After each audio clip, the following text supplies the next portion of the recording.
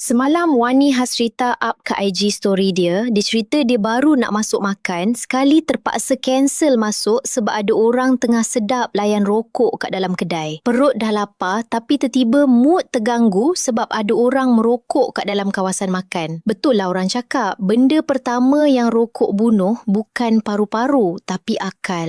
Sumpah setuju. Yelah, kalau ada akal, takkan selamba hembus asap depan budak-budak dalam restoran bertutup. Mana common sense? Korang ingat tak suasana kedai makan sebelum tahun 2018? Berjerebu, rimas kan? Nasib baik tahun 2019, Dr. Zulkifli buat keputusan paling berani, iaitu dia haramkan terus merokok kat semua tempat makan termasuk warung tepi jalan. Walaupun rules ni tak pernah hilang, mungkin kadang-kadang kita nampak loose sikit. Tapi masuk 2024, bila Dr. Zulkifli pegang balik, dia ketatkan semula. Malah, menteri kalau merokok kat tempat larangan pun selamba je dia suruh compound. Tak ada pilih kasih.